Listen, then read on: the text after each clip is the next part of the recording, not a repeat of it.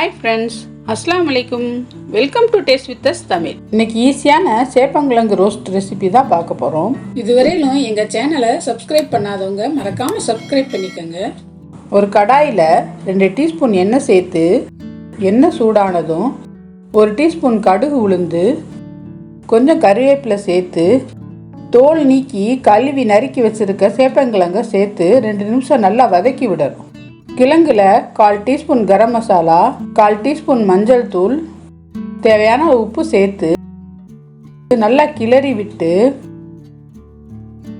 1/2 teaspoon இஞ்சி பூண்டு விழுது சேர்த்து நல்லா கலந்து விட்டு மூடி போட்டு 10 நிமிஷம் குறைந்த தீயில வச்சு வேக விடணும். 10 நிமிஷத்துக்கு இடையில மூடியை திறந்து அடிக்கடி கிளறி விட்டுக்கணும்.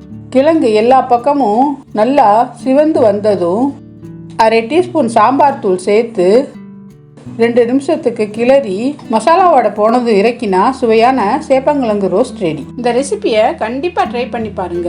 வீடியோ பிடிச்சிருந்தா லைக் பண்ணுங்க, ஷேர் பண்ணுங்க, கமெண்ட் பண்ணுங்க. டேஸ்ட் வித் அஸ் தமிழை சப்ஸ்கிரைப் பண்ணிக்கோங்க. தேங்க்யூ.